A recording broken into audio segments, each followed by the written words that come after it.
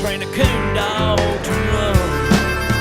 Told me, son, never take more than what you need, and always live your life by the hunter's creed.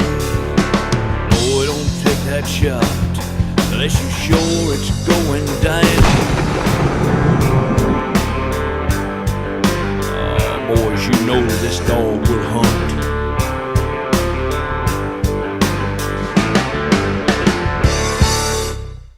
Well, week 6 rolls around, and I got my nephew Luke Martin up here with us this week, and he's bow hunting on some public land here, trying to get him a buck. He loves to hunt public land, spends a lot of time. He's probably put more time in up there in Ohio on public land than anybody that I know of, trying to get a good public land buck.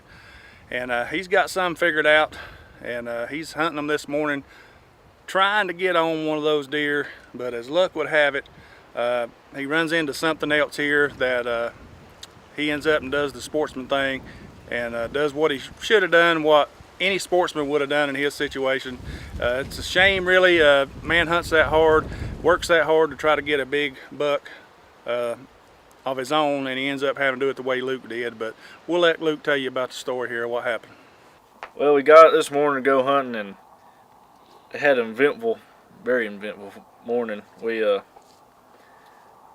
got in the deer stand, and this morning had a small 8-pointer cruising, and had a bunch of turkeys come by. It really wasn't moving too much today, and set to probably about 11 o'clock, and I decided to get out, and we had a couple cameras in the area, and we went to go check them, and I went down the ridge and checked one, and I came back and left all my camera arm, my camera, and my hunting, all my hunting stuff, my rattling horns, everything in the tree, cause we was just gonna check them cameras, and I was gonna get back in the stand and hunt the rest of the day. And I was walking down behind the stand to go check another camera, and there's an old creek bed there, and I heard something splashing in the creek, and I turned and looked, and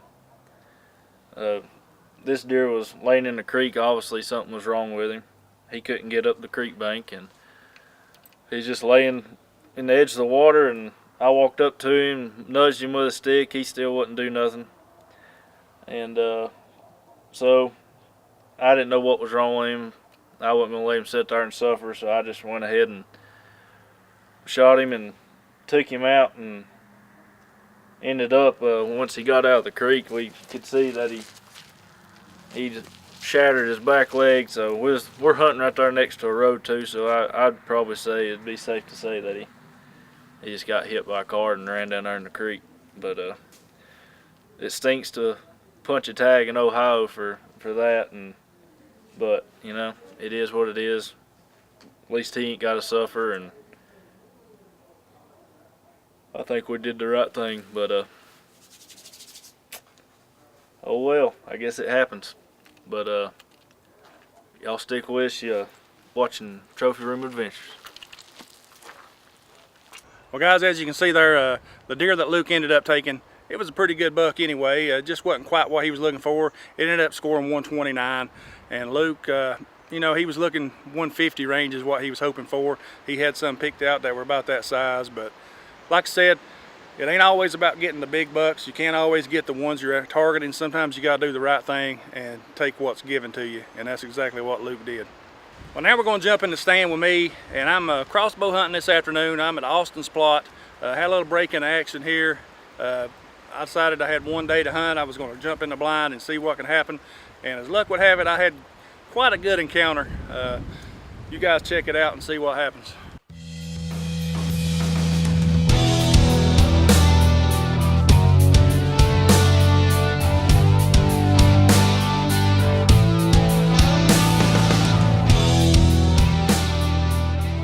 Well, this little forkhorn, I see him coming. He's across the creek over here. He's coming in on a string. He walks down and turns and comes right out the trail that we've been driving into bait, and comes right to me. He gets almost to me, and he stops and he looks back to the left where he just came from.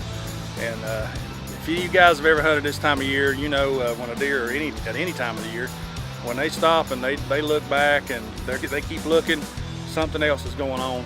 And I look around, sure enough, this little guy's dad or grandpa one is over here, and he's making his way in also.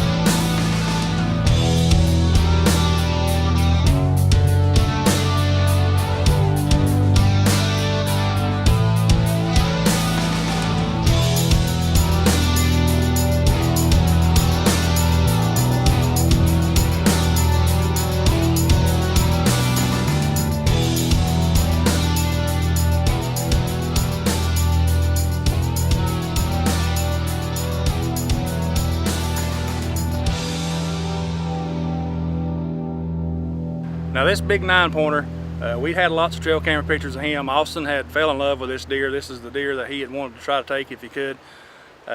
Luck would have it, it was coming in on me today, and I'm sure not going to pass it up if I get an opportunity. This big buck, he comes along, comes right down the trail, comes in on a string just like the little small buck did, gets to within 45 yards of me and holds up.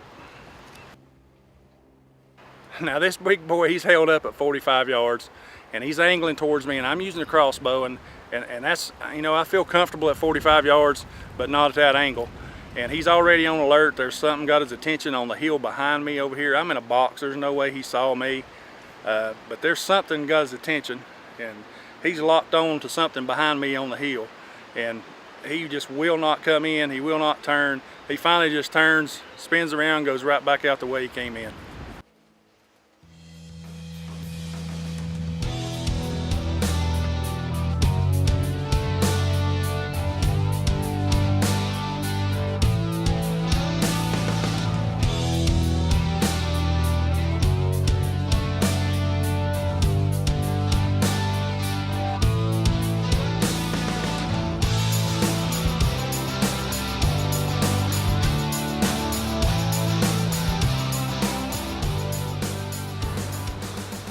You know, this 9-pointer, I wasn't going to let him go if I had a chance, but he just didn't give me quite the shot that I felt comfortable with. We're trying to do the right thing up here, and we want to make good shots, and we didn't want to take a bad shot on this deer, especially a deer of that caliber. So he walks off.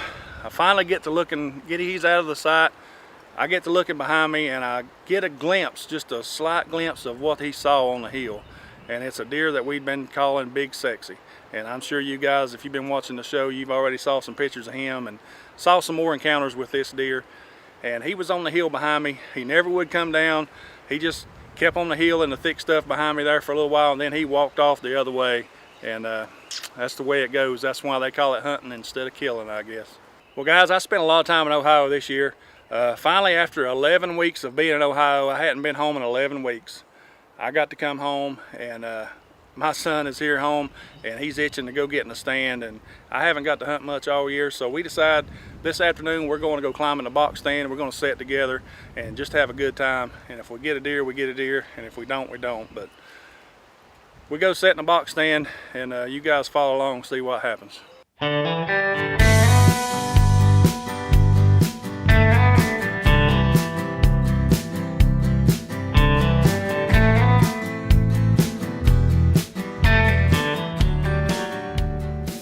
We haven't been in the stand no time. It's late. I picked Hunter up from school. I didn't get him early, and we crawl in the box stand. We haven't been there in no time, and this first little doe here comes in, and she's in and out. She just won't be still, and it's just fun to sit and watch them sometimes.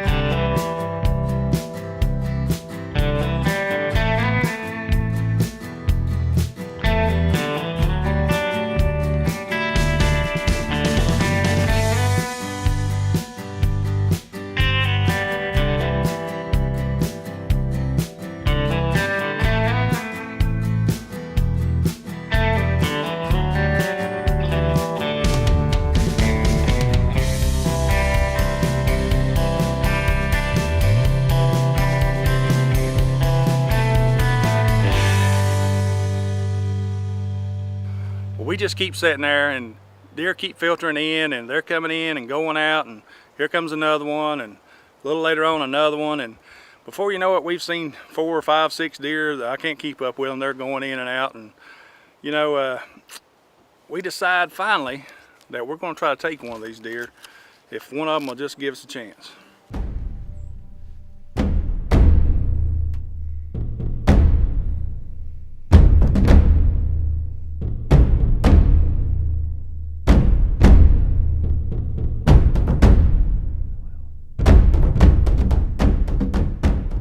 Well, as it turns out, this decent sized doe here, she comes in and she's going over to the feeder and she's standing around, and we decide we're going to take this deer, but we decide just a little too late. She turns around and walks off just as we're getting ready to drop the hammer on her.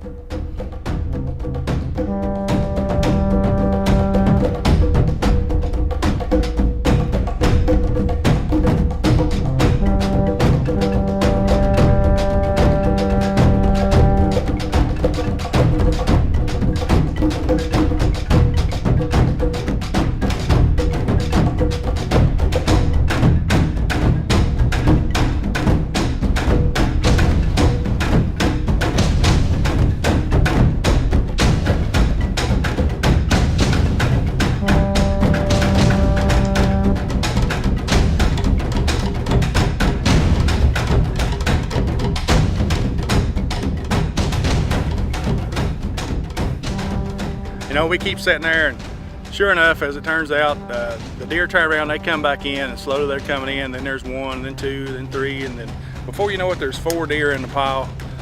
And we decide that it's time to try to get some jerky in the freezer, and we're going to let these rifles bark a little bit here this afternoon in Elkin, North Carolina.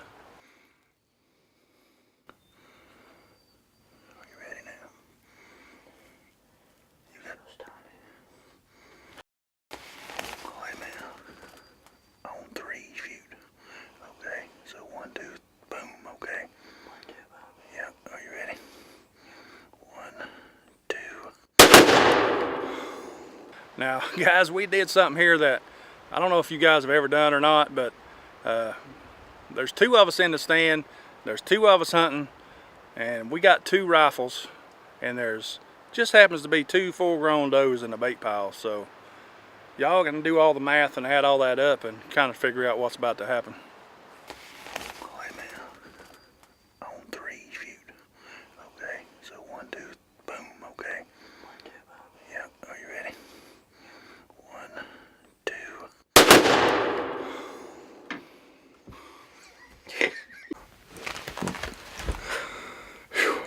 Guys, it's been a long 11 weeks. I've been in Ohio guiding, looking for these big bucks for you guys for the last 11 weeks, and been away from home, been away from my family, and got back into town Monday. It's Wednesday now. It's the first time I've got to hunt here in North Carolina. We came down here and got in our box, me and my son Hunter here, and we done decided if we got a chance to get some jerky, we was going to take it this evening. And we had 4 deer here in the bait pile, 2 big does and 2 little ones. And we did 1, 2, 3, boom, and there's 2 dead deer laying down here in the field we got to go get. So looks like we'll be making jerky for a while. You know, it ain't always about killing the big bucks and everything like that here in Ohio. I have just as much fun doing what we're doing right now, and the memories will last a lifetime. Get your kids out, do some hunting with them, have a good time, and fill your freezers up. Cool. Alright, we're going to go down here and see what we got and get them out of here and make some jerky. Y'all stick with us. There's the feeder. There's the deer. Big old slick head. Got something going on with her here. Looks like somebody's shot her before. I don't know what's going on. She's had a bad week anyhow. The other one right down here.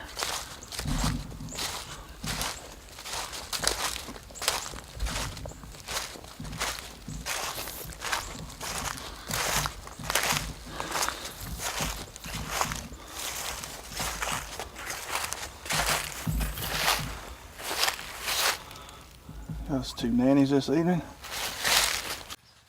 Well, we go down, we're gonna get the deers up. Hunter goes back and he gets the buggy, and I look up the hill, and coming down the hill, he's let the dog out, and my little puppy dog comes running down the hill to us, and he's just a little thing, about 180-pound bull mastiff. But he don't know what to think about the deer. But anyhow, we're gonna get these things loaded up, and we're gonna get back to the house and see what we can do with them.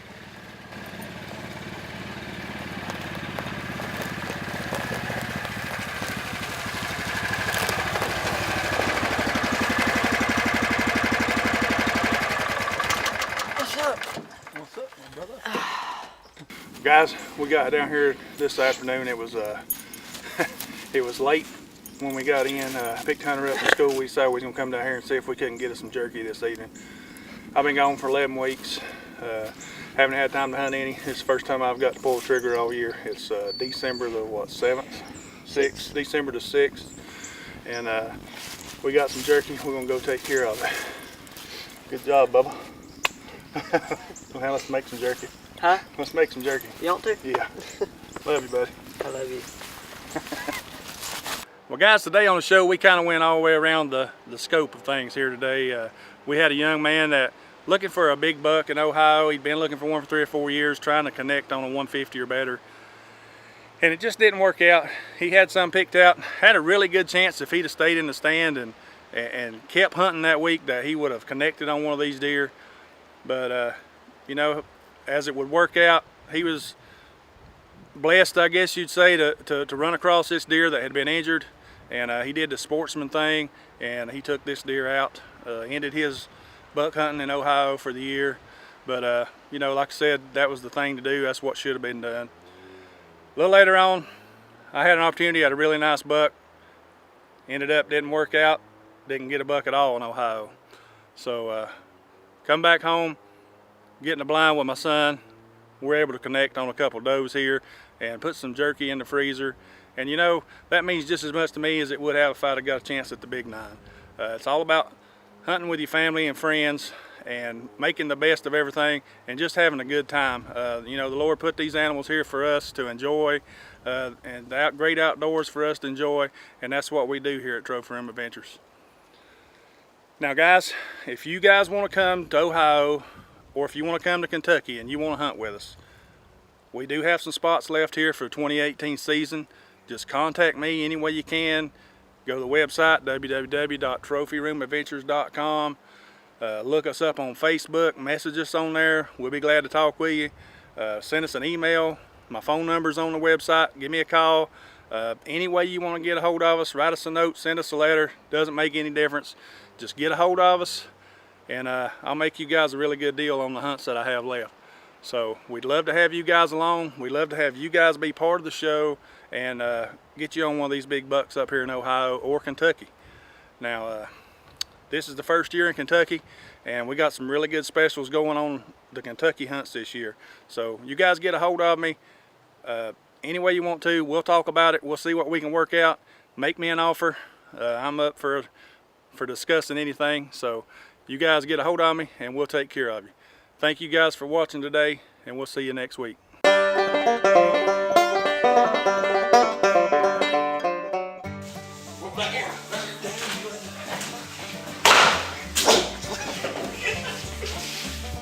Scott, why don't you tell us about what's up with your phone now? I'm about to throw a fit. What kind of fit? F-I-T fit.